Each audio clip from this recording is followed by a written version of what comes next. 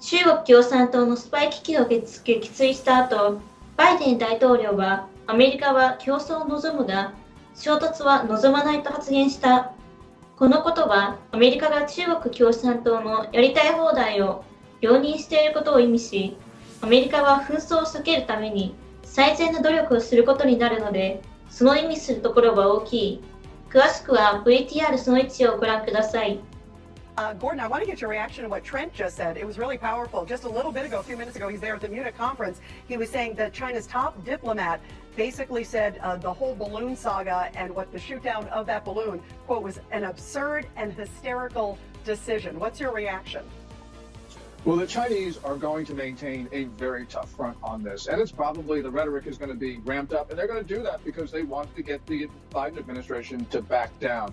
Now, just remember, the context of this is that, of course, the Chinese violated our sovereignty, probably committed an act of war. And yes, it's in their interest to damp down tensions. But it's not in our interest to do that. It's in our interest to sound the alarm because while China is doing this, Xi Jinping, the Chinese ruler, is preparing Chinese society, both military and civilian, for war. And Biden needs to increase the temperature because he needs to tell the American people we have to mobilize to defend ourselves, our friends, and our allies. Although, you know, it's interesting, exactly to your point, Gordon, it's been fascinating to see because when President Biden came out, his statement was, you know, we want competition, we don't want conflict. It was like, that's it. And then just a little bit ago, Vice President Harris also came out and said the balloon incident wasn't helpful. I'm thinking that is all our president and vice president have said after there was a spy balloon that hovered across America for 8 days, surveilling secret military sites. Were you astounded at sort of the lack of even strong rhetoric coming from our leadership?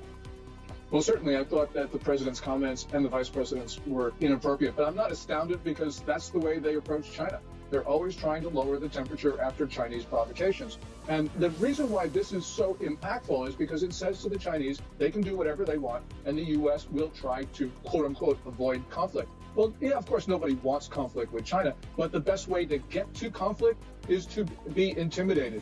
And that's exactly what we have heard from this administration after the shoot down.